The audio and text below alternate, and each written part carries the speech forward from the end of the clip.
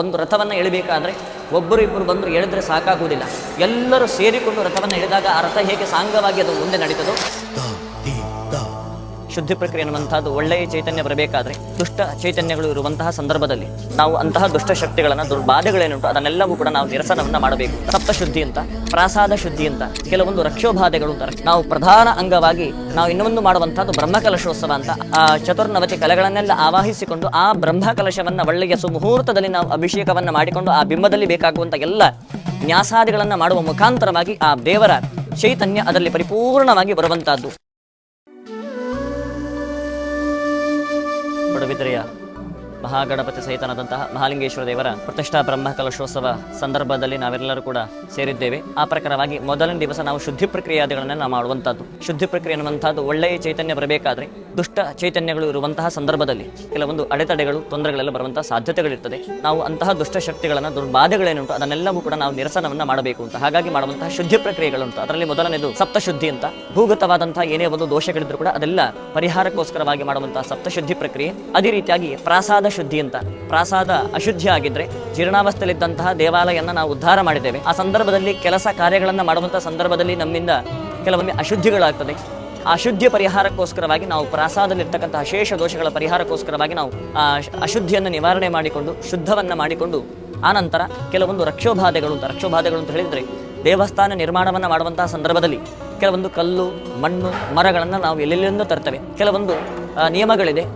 ಕೆಲವೊಂದು ವಸ್ತುಗಳನ್ನ, ಕೆಲವೊಂದು ದ್ರವ್ಯಗಳನ್ನ ಇಂತಹ ಸ್ಥಾನದಿಂದಲೇ ಆಗಬೇಕು, ಇಂತಹ ಸ್ಥಾನದ ಕಲ್ಲು ಮಣ್ಣುಗಳು ಆಗುವುದಿಲ್ಲ ಅನ್ನುವಂತಹ ಶಾಸ್ತ್ರದ ಒಂದು ನಿಬಂಧನೆ.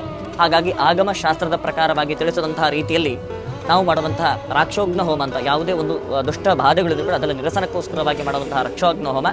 ಇಲ್ಲಿ ವಾಸ್ತು ದೇವತೆಗಳ ಅಧಿಷ್ಠಾನ ಎನ್ನುವಂತಹದ್ದು ಬರಬೇಕು ಅಂತ. ಅದಕ್ಕೋಸ್ಕರವಾಗಿ ನಾವು ವಾಸ್ತು ಹೋಮ, ವಾಸ್ತು ಪೂಜಾದಿಗಳನ್ನೆಲ್ಲ ಮಾಡಿಕೊಂಡು ಆನಂತರ ನಾವು ಬಿಂಬವನ್ನು ಪ್ರತಿಷ್ಠೆ ಮಾಡುವಂತಹ ಪೂರ್ವಭಾವಿಯಾಗಿ ಅವರ ಪರಿವಾರ ಗಣಗಳನ್ನೆಲ್ಲ ನಾವು ಬಲಿಕಲ್ಲು ಅಂತ ಹೇಳ್ತೇವೆ. ಹಾಗಾಗಿ ದಿಶಾ ಹೋಮಾದಿಗಳನ್ನು ಮಾಡಿಕೊಂಡು ಅದರ ಮುಖಾಂತರವಾಗಿ ಆ ಬಲಿಕಲ್ಲಿನ ದೇವತೆಗಳನ್ನೆಲ್ಲ ನಾವು ಆವಾಹಿಸಿ ಅದರ ಒಂದು ಚೈತನ್ಯಕ್ಕೋಸ್ಕರವಾಗಿ ಹೋಮಾದಿಗಳನ್ನ, ಸ್ನಾನಾದಿಗಳನ್ನೆಲ್ಲ ಮಾಡಿಕೊಂಡು ಅವರ ಒಂದು ಅಧಿಷ್ಠಾನ ಅಲ್ಲಿ ಇರಬೇಕು ಅಂತ ನಾವು ಪ್ರಾರ್ಥನೆಯನ್ನು ಮಾಡಿಕೊಂಡು ಆ ಹೋಮಾದಿಗಳನ್ನು ಮಾಡಿಕೊಂಡು ಧ್ವಜ ಪ್ರತಿಷ್ಠೆಯನ್ನ ಮಾಡಿಕೊಂಡು ಬಿಂಬ ಶುದ್ಧಿಗೋಸ್ಕರವಾಗಿ ಬೇಕಾಗುವಂತಹ ಶುದ್ಧಿ ಪ್ರಕ್ರಿಯೆಗಳನ್ನು ಮಾಡಿಕೊಂಡು ಆ ಬಿಂಬದಲ್ಲಿ ಭಗವಂತನ ಚೈತನ್ಯ ವೃದ್ಧಿಗೋಸ್ಕರವಾಗಿ ಚೈತನ್ಯ ಬರಬೇಕು ಎನ್ನುವಂತಹ ದೃಷ್ಟಿಯಿಂದ ಆ ಬಿಂಬದ ಶಯ್ಯಾದಿವಾಸಿಗಳನ್ನು ಮಾಡಿಕೊಂಡು ಮರುದಿವಸ ನಾವು ಪ್ರತಿಷ್ಠೆಯ ಒಂದು ಒಳ್ಳೆಯ ಸುಲಗ್ನದಲ್ಲಿ, ಸುಮುಹೂರ್ತದಲ್ಲಿ ನಾವು ಆ ದೇವರ ಬಿಂಬವನ್ನ ಪ್ರತಿಷ್ಠೆಯನ್ನ ಮಾಡುವಂತಹದ್ದು. ಅದರ ಅಧಿಷ್ಠಾನಕ್ಕೋಸ್ಕರವಾಗಿ ತತ್ವ ಹೋಮ, ತತ್ವ ಕಲಶ ಪ್ರತಿಷ್ಠೆ ಮುಖಾಂತರವಾಗಿ ಆ ತತ್ವ ಕಲಶವನ್ನು ಅಭಿಷೇಕ ಮಾಡಿದಾಗ ಅದರಲ್ಲಿ ಸನ್ನಿಧಾನ ಎನ್ನುವಂತಹದ್ದು ಬರ್ತದೆ.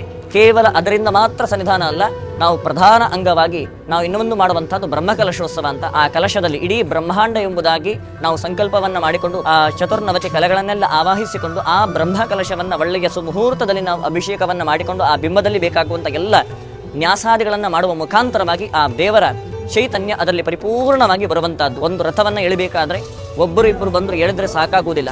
ಎಲ್ಲರೂ ಸೇರಿಕೊಂಡು ರಥವನ್ನು ಎಳೆದಾಗ ಆ ರಥ ಹೇಗೆ ಸಾಂಗವಾಗಿ ಅದು ಮುಂದೆ ನಡೀತದೋ ಅದೇ ರೀತಿಯಾಗಿ ಈ ಬ್ರಹ್ಮ ಕಲಶೋತ್ಸವ ಎನ್ನುವಂಥದ್ದು ಎಲ್ಲರೂ ಕೂಡ ಸೇರಿ ಮಾಡುವಂತಹ ಒಂದು ಉತ್ಸವವಾಗಿದೆ.